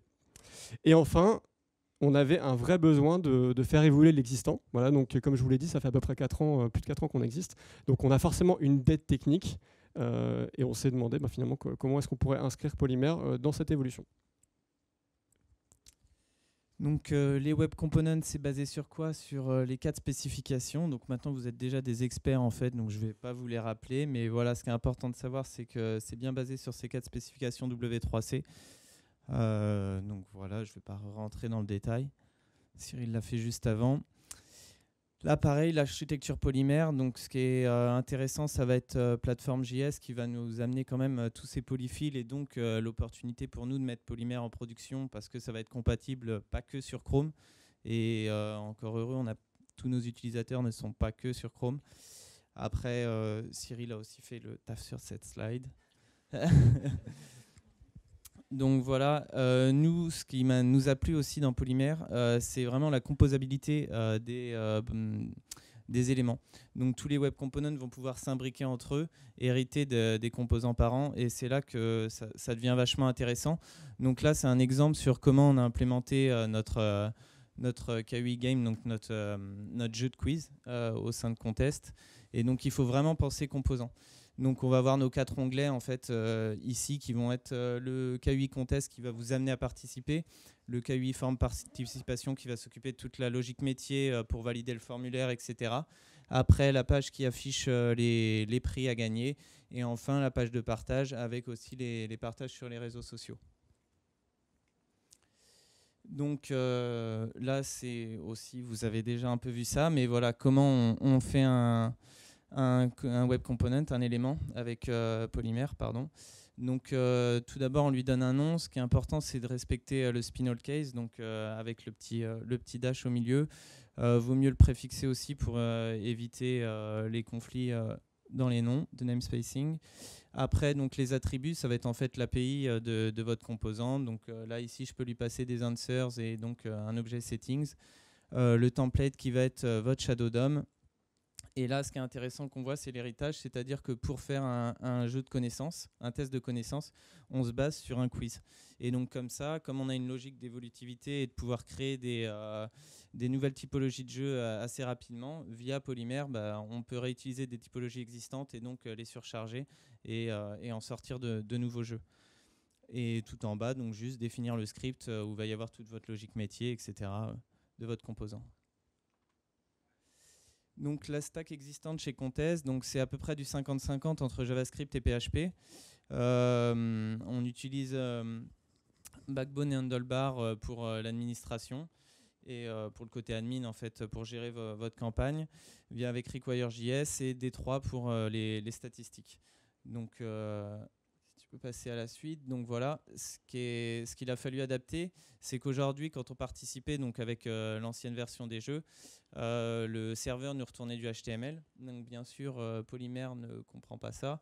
Donc il a fallu transformer notre service pour en faire un web service JSON, tout en conservant l'existant pour que les deux jeux, en fait, les anciennes typologies de jeux et les collections Polymer puissent fonctionner en même temps. Alors, voilà à quoi ressemblait notre quiz avant l'implémentation de Polymer. Donc, voilà, on retrouve nos repères, hein, c'est assez simple. Donc là, c'est une question, quel produit est la base principale du chocolat blanc? Donc, on a plusieurs choix possibles. Et puis, on a la version mobile en responsive design, où on a des petites adaptations, notamment au niveau du menu, qui est un peu plus haut et un peu plus accessible au touch. On a le bouton suivant qui est un peu plus gros, bref, voilà. Mais finalement, on a assez peu adapté de choses. Pourquoi? C'est tout simplement parce qu'on avait pensé l'intégration des jeux à l'intérieur d'un widget dès le départ. Donc ce widget, quelque part, il change peu de taille, finalement. Et donc du coup, avec Polymer, voici ce qu'on a réussi à faire. Donc on retrouve encore une fois le titre de la question. On a un indice qu'on peut afficher sous forme d'image, qu'on peut zoomer du coup. Et puis on a une représentation beaucoup plus visuelle des réponses possibles. Voilà, donc c'est un des arguments aussi quelque part du material design notamment, c'est de mettre en avant beaucoup plus, de beaucoup mieux traiter l'image et l'intégration de ces images pour valoriser les contenus. Et par exemple, c'est assez drôle en anecdote, dans une des spécifications du material design, il conseille de ne pas utiliser de photo stock en image, type Getty Images, etc. Voilà. Donc ils vont assez loin quand même dans les conseils pour éviter de rentrer dans des clichés, par exemple, ou pour vraiment valoriser ces interfaces. Et puis donc on a en plus on a une petite barre de progression qui n'existait pas avant, voilà, qu'on a pu créer avec un composant. Et puis on a aussi deux flèches, voilà, tout simplement pour passer à la question suivante éventuellement. On peut passer de l'une à l'autre, revenir, etc. Et puis dès qu'on a tout complété, hop, on finit le jeu. Et donc en version mobile, là aussi, voilà, vous voyez qu'on a quand même une adaptation où on a quand même des visuels qui sont suffisamment explicites et qui sont réduits en hauteur pour pas qu'on ait trop à scroller non plus dans la page. Et qu'on puisse voir plusieurs réponses possibles en même temps. Et donc, comment ça s'est passé d'un point de vue produit et d'un point de vue lancement? Alors, là, vous voyez à peu près tous les jeux qu'on mettait à disposition jusqu'à présent. Et donc, ce qu'on a décidé de faire, c'est de reprendre les jeux qui sont les plus populaires sur notre plateforme. Voilà, il faut savoir qu'on a vraiment une grande majorité des clients qui aujourd'hui font du quiz, de l'instant gagnant, du tirage au sort et des calendriers de l'Avent avant Noël. Voilà, il faut le savoir, c'est le grand temps fort pour nous. Les calendriers de l'Avent, avec possibilité de participer chaque jour sur 30 jours. C'est le principe du calendrier. Et donc, ou 24 jours, ça dépend si on s'arrête à Noël. Hein. Et donc, alors, du coup, on s'est dit qu'on allait éventuellement remplacer donc, les composants existants, mais avant de les remplacer, il peut être éventuellement intéressant de créer une nouvelle collection. Donc, on a appelé ça la collection Polymer. Voilà. Et on a beaucoup brainstormé autour de ça. C'est assez drôle parce qu'on peut se dire, non, en fait, ils ont utilisé Polymer comme nom. Ils ont mis 30 secondes pour trouver ça. Mais en fait, on a pas mal échangé sur, sur comment est-ce qu'on peut valoriser l'innovation au mieux dans notre offre.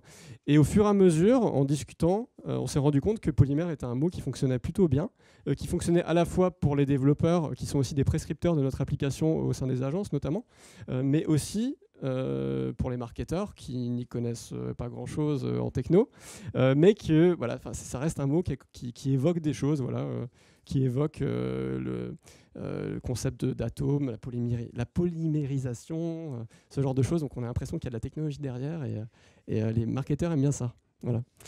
Et donc voilà, on a mis une baseline, offrir une expérience nouvelle à travers un design instinctif et innovant. C'est important en fait quand on met en production de l'innovation, de la valoriser au maximum. On est dans un meet-up tech, mais il faut savoir qu'aujourd'hui, il y a très très peu de produits qui se vendent sans faire de marketing. Voilà, donc je pense qu'on en fait partie, même si voilà, on a une croissance organique, on a quand même besoin de faire la promotion à un moment donné de ce qu'on fait, heureusement.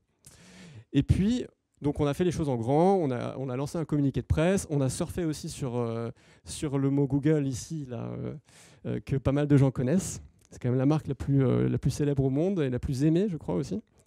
Et donc voilà, on a développé tout un argumentaire autour de cette technologie, comment est-ce qu'on l'a intégré, qui est un peu dans le prolongement aussi de notre intervention de ce soir. Et donc c'était le 16 octobre, hein, voilà, ce lancement 16 octobre 2014. Donc on était en juin, je crois, pour Google I.O. Et donc voilà, quelques mois plus tard, on a sorti le truc. Et ça ne s'est pas fait sans transpirer et sans se prendre bien la tête, il faut le savoir. Voilà. Donc qu'est-ce qui s'est passé? Alors le 25 juin, je vous l'ai dit, on a découvert le material design, on était super contents, on s'est dit waouh, c'est génial, on va pouvoir faire des trucs de dingue, on était hyper enthousiastes. Et puis, on a très rapidement lancé des tests de faisabilité, parce qu'il faut savoir que notre designeuse, elle commit sur GitHub aussi. Voilà, enfin, elle utilise GitHub for Mac. Et je vous conseille de faire découvrir GitHub for Mac à vos designers. Ça va changer votre vie. Vous leur créez une branche feature/design et ils peuvent travailler dessus. Et donc, elle a fait des tests avec Polymer. Heureusement, elle connaissait déjà quand même bien le CSS, mais y compris CSS3, les animations, etc. Heureusement. Donc elle a pas mal travaillé là-dessus pour voir si on pouvait sortir quelque chose. Et puis assez rapidement, donc il y a 2 stagiaires qui nous ont rejoints à peu près au même moment, de l'école éthique. Je sais pas si, est-ce que quelqu'un est de l'école éthique ici? Forcément, le stagiaire, un des 2 stagiaires est là. Erwan. Et donc, on leur a lancé une mission, parce qu'on était sur plein de choses en même temps aussi, il faut le savoir, qui était de créer donc 6 jeux, donc les 6 jeux que je vous ai présentés, et de les recréer donc avec Polymer. Et puis, c'était quand? C'était fin septembre, on a commencé par faire les tests en pré-prod. Et là, les choses ont commencé à se gâter en fait. Hein. C'est pas contre toi, Erwan, mais il y a des choses, on va revenir un petit peu dessus, hein, parce que... Voilà, et donc du coup on s'est rendu compte de pas mal de choses, on est rentré un peu dans une période difficile, hein. Et puis on a sorti le 16 octobre donc cette nouvelle collection, et là on a été confronté déjà à un premier gros bug qu'on n'avait pas suffisamment bien anticipé, nous tous, hein, parce que voilà, on a une batterie de tests, on n'a pas trop de tests unitaires pour le moment sur l'historique, même si on soigne. Et en fait, donc, on n'a pas suffisamment bien anticipé la WebView Facebook mobile. Voilà. Et donc, c'est parce que c'est assez chiant à tester. Voilà. Il faut créer une app iOS si tu veux vraiment bien le faire. Voilà. Donc, du coup, on a eu ce premier bug. Ensuite, tout s'est bien passé. Et ensuite, en décembre, on a eu un énorme bug avec IE. En fait, ce qui n'était pas un bug l'est devenu. Vous allez voir, parce qu'entre là et là, on n'a pas passé de prod. C'est ça qui est assez drôle. Bon. Donc le 1er décembre, explosion de l'audience. Et c'est surtout ça la raison. Donc le bug Facebook, donc dans la WebView Facebook, voilà comment ça se passe. En fait, au premier chargement de la page, tout est OK. Et quand vous retournez sur la page, là, il y a une page blanche. Il ne se passe rien. Donc c'est sympa à débugger. On a essayé JS Console, qui est un outil pour se connecter en remote à la console du téléphone. Ça n'a rien donné. On avait bien pensé aussi donc, à rajouter cette petite ligne pour pouvoir débugger une WebView Android via les Chrome DevTools. Mais on n'a pas encore accès au code Facebook de l'appli Facebook, donc on n'a pas pu faire ça. Et j'ai appris plus tard d'ailleurs qu'il y a des applications qui activent déjà ce flag. Il suffit juste de mettre une URL et comme ça vous pouvez aller débugger la WebView avec les Chrome DevTools. Donc ça n'a rien donné et en fait on a trouvé ça comment? C'est Sylvain un soir qui est resté appuyé sur le téléphone et il y avait un message d'erreur mais il était en blanc sur blanc. Et donc il a réussi à le copier, à le coller dans le texte de son téléphone. Dans le notepad de iOS, quoi. Et donc on a vu que c'était un problème de chargement au niveau des polyfills. Et donc le bug, voilà, c'est quoi? C'est un bug CORS, donc déjà le truc pas sympa. Et c'est que sur certaines versions de WebKit. Donc en fait la version de la WebView donc n'a pas n'a pas implémenté la spécification pour faire tourner nos web components. Donc la plateforme va se charger de télécharger le polyfill. Et le polyfill, lui, quand il va chercher le CSS, donc avec l'attribut shim shadow DOM, il fait une requête XHR et cette requête XHR, elle plante quand le contenu est déjà dans le cache du navigateur. Donc pour hotfixer ça, le workaround, c'était de mettre un header cache control no cache pour complètement supprimer le cache. Donc avec tous les inconvénients que ça pose, il n'y a plus de cache navigateur, quoi. Donc il y a une PR qui est ouverte depuis un petit moment maintenant. J'ai un peu de mal à répondre, mais voilà, ça ping-pong. Et puis, D'ailleurs, il y a Adi Osmani qui t'a relancé, tu lui as pas répondu. ouais, mais je suis un garçon occupé. Et alors voilà d'autres petites erreurs qu'on a commises. Donc à la base, il faut savoir que c'était quand même C'est dédicace. à ta décharge, Erwan. À la base, c'était quand même un proof of concept qui a un peu fini en production. Et, il y aura le droit de réponse d'ailleurs tout à l'heure. Et donc là, en fait, dans la fonction ready qui est trigger par Polymère, on ne sait pas si l'élément a été intégré dans le DOM ou pas. On sait que l'élément est ready, mais on ne sait pas s'il a été attaché au DOM, en tout cas avec la version de Polymère qu'on utilise. Et donc, voilà, la technique, c'était de vérifier s'il était dans le DOM. S'il n'y est pas, on fait un set timeout et on réessaye 250 millisecondes plus tard. Est-ce que tu es prêt à sauter, Erwan ? Donc là, je t'avoue que j'ai quand même hésité à te mettre une fessée quand j'ai vu ça, mais je me suis dit que c'était pas très pédagogue. Mais ça, c'est un peu ma réaction, quoi.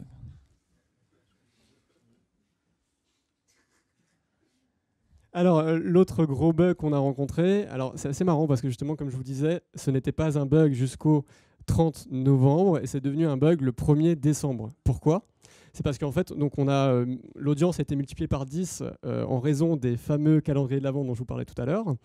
Et forcément, en fait, quand les 3%, les 3 à 5% de joueurs qui utilisent IE n'était pas un problème le 30 novembre. Et le sont devenus par l'extension du volume d'audience, quoi.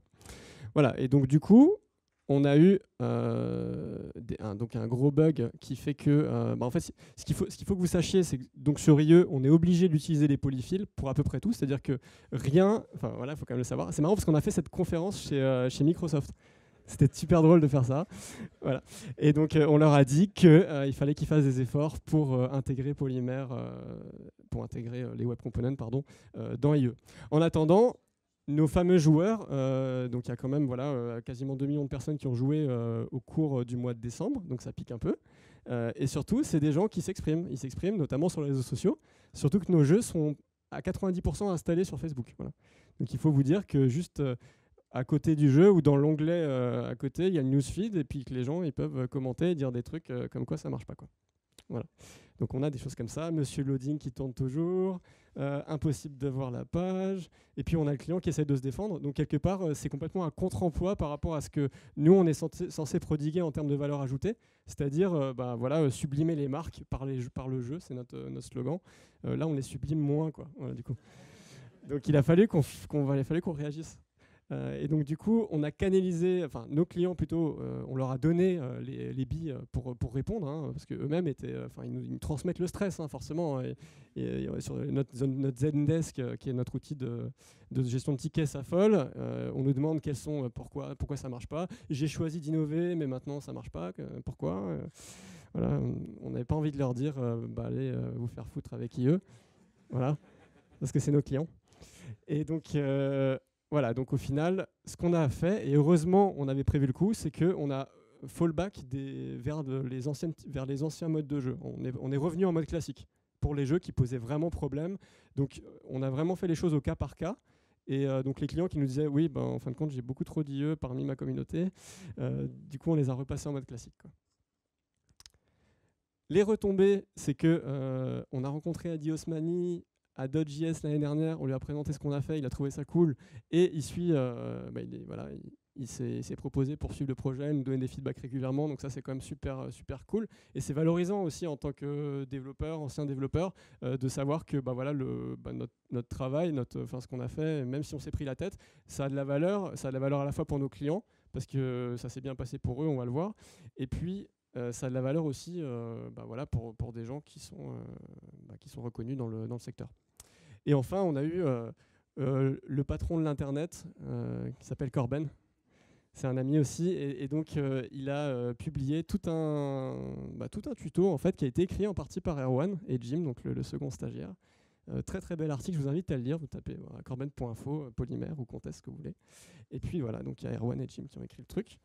Et ça peut vous permettre justement, en sortant de ce meet-up, de vous y mettre, de reprendre vraiment les basics et puis de créer quelque chose avec. Les erreurs qu'on a commises, il y en a beaucoup, il faut le savoir. On peut difficilement innover sans faire des erreurs. Je pense qu'on en fait tous. Déjà, on a confondu prototype et produit. Voilà. Je ne sais pas si vous êtes dans ce cas-là, des fois, vous êtes super enthousiaste, vous faites ce qui ressemble à un produit, mais c'est juste un proto. Voilà, parce que tant que personne l'utilise ou tant qu'il n'y a pas une masse d'audience qui l'utilise, ce n'est qu'un prototype dans votre coin, sur votre ordi, dans un petit fichier. Voilà. Et donc, on n'a pas suffisamment encadré les stagiaires. C'est de ma faute.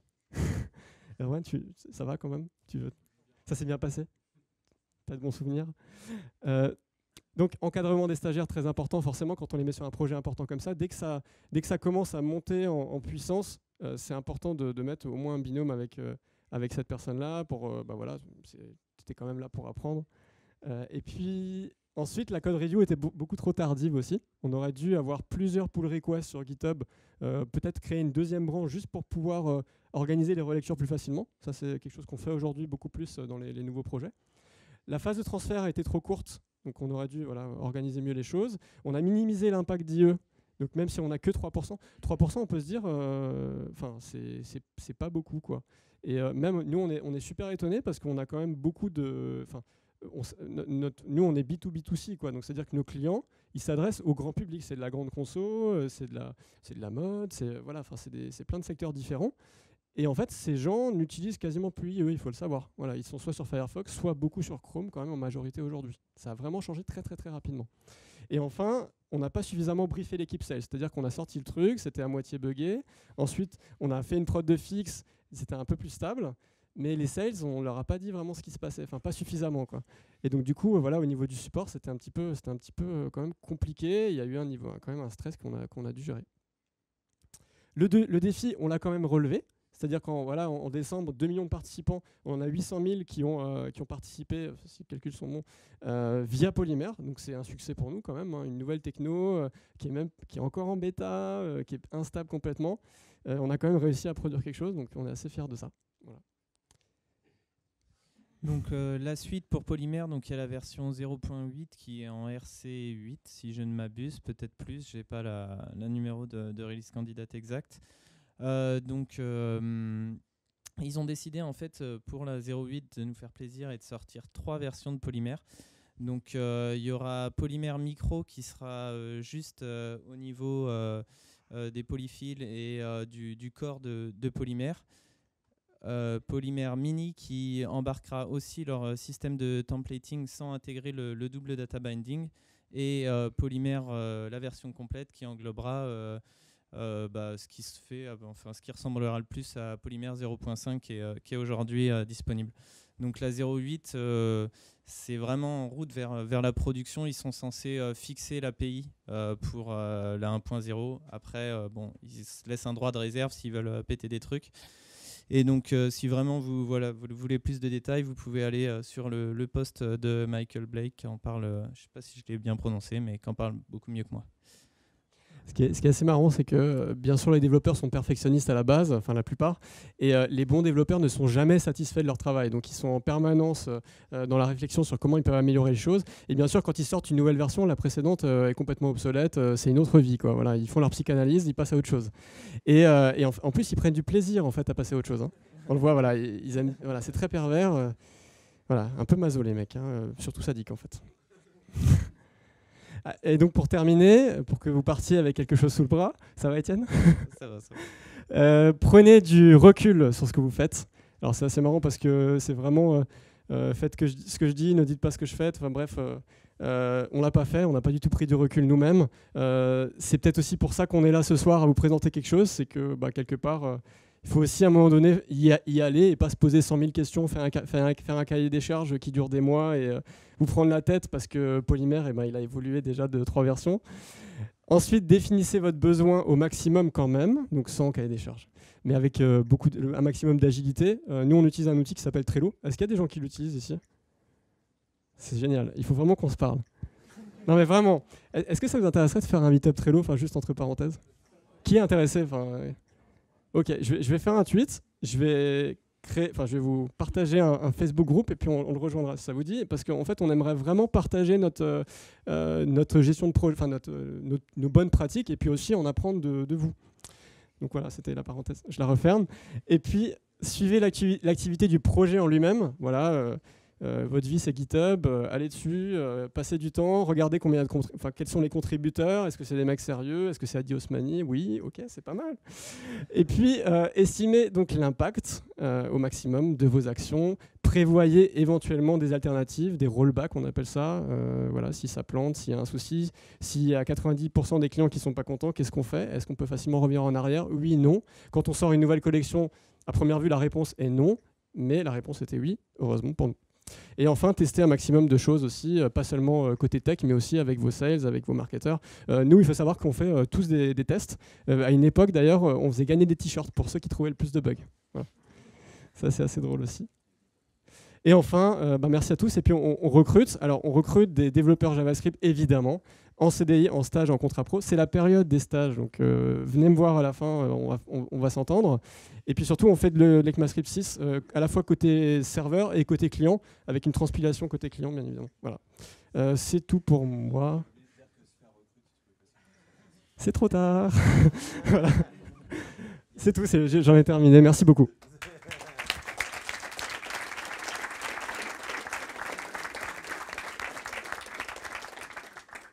Est-ce qu'il y a des questions sur Polymère?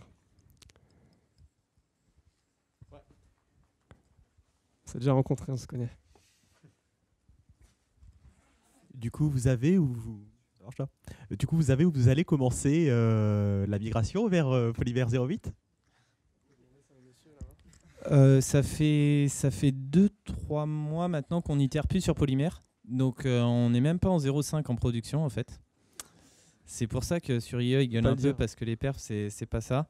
Et quand on n'est pas dans Chrome. Et donc, c'est pas dans le planning pour l'instant, mais je pense ça viendra un jour et il faudra tout réécrire. Mais du coup, pourquoi peut-être pas attendre la 1.0 en fait? C'est vrai qu'on était sur un one-shot pour cette fois. Et on n'a quasiment pas itéré après la mise en production au mois de novembre. Donc voilà. Je sais pas si ça répond à ta question. Ok. Est-ce qu'il y avait d'autres questions sur la mise en pratique de tout ça? Du coup, outre un peu le fun d'avoir une technologie nouvelle et compagnie, vous sentez quand même des gains derrière? Parce que, notablement, vous avez senti qu'il y avait moins de temps de développement, ce genre de choses? Ou autre? Alors, temps de développement, ça va être pour Étienne. Moi, je vais juste répondre. Tu veux... Vas-y, si tu veux. D'accord. Au niveau, est-ce qu'on a gagné du temps globalement? Ou alors, est-ce que les perfs côté client, au niveau des joueurs, est-ce qu'il y a plus de joueurs par exemple? Est-ce que voilà, je peux y répondre aussi. Alors nous, on voit déjà que évidemment, comme le material design implique une amélioration et des bonnes pratiques d'ergonomie, on voit qu'on a à peu près 20 à 30% d'amélioration en termes de taux de transformation. On appelle ça dans le marketing, capacité à pouvoir avancer dans le tunnel de participation. Après, il faut savoir que les participants, quand ils sont en phase d'une dotation et qu'ils souhaitent la gagner, ils sont en général très motivés. Donc on va avoir du mal à aller au-delà, mais on est déjà sur un mieux. Et c'est aussi quelque chose qui intéresse nos clients, bien évidemment, parce que en fait, quand le jeu, il faut savoir que le jeu, ils ont intérêt à l'installer donc à un maximum de lieux différents, sur Facebook, mais sur mobile, etc. Et ils font une promo en fait autour du jeu. Et donc du coup, il y a un trafic qui est plus ou moins qualifié qui va arriver sur ce jeu. Et tout l'intérêt, c'est de le convertir et de récupérer les données pour ensuite les réutiliser à des fins marketing. C'est le principe d'un jeu concours en fait. J'espère que je vous apprends rien là-dessus. J'ai plus jamais joué à un jeu concours. Après, en termes de développement, je pense que Erwan et Cyril t'en parleront mieux que moi, vu qu'au final, j'ai juste fait que de débugger l'app, mais c'est pas moi qui l'ai créé. On va lui laisser la parole. Mais ils ont créé 6 nouvelles typologies de jeux en très peu de temps. Donc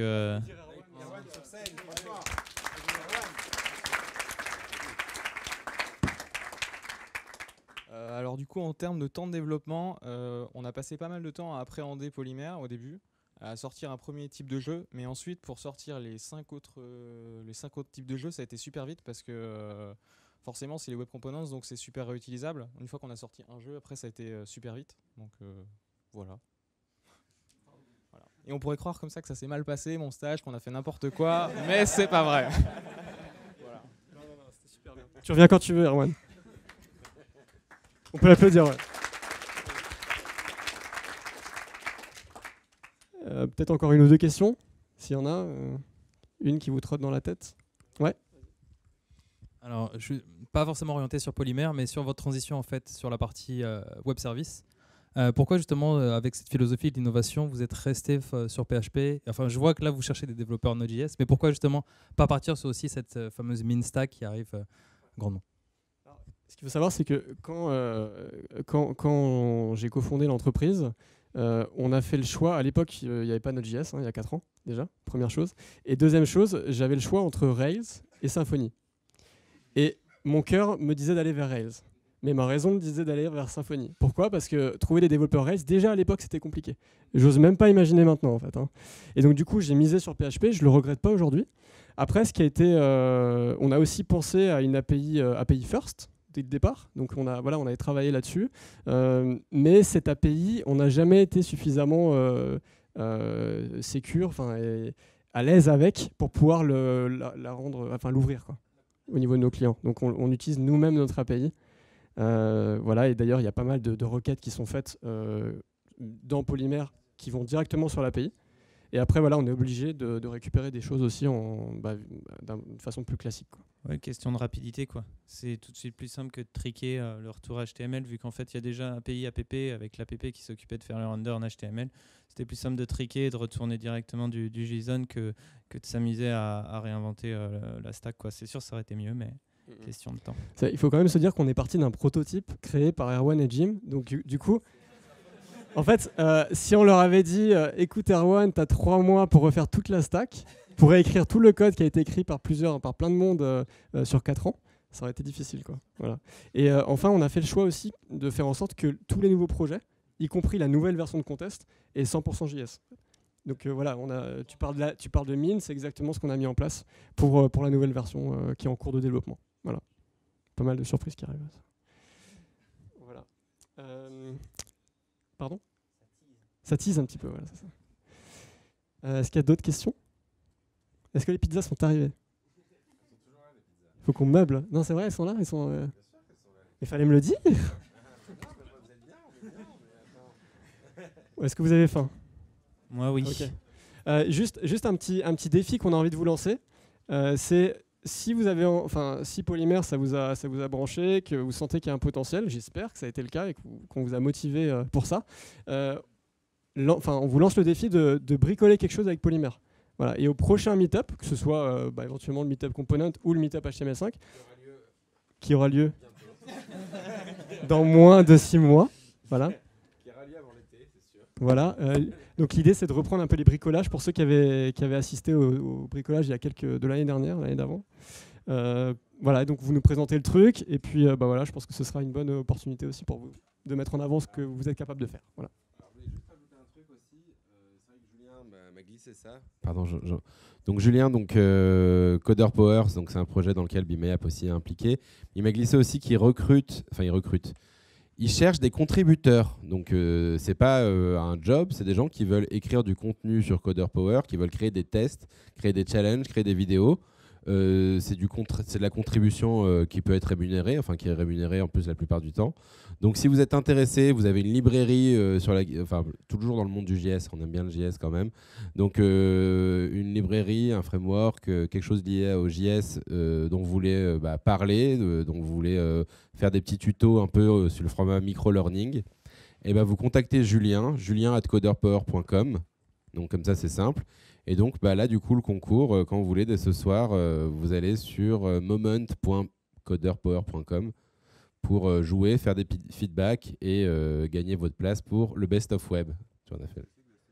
Mais bon, bon appétit à vous tous. Vous pouvez sortir par là, je sais où, par là, je crois, et ça se passe derrière en fait, tout simplement. Par là, exactement. Merci.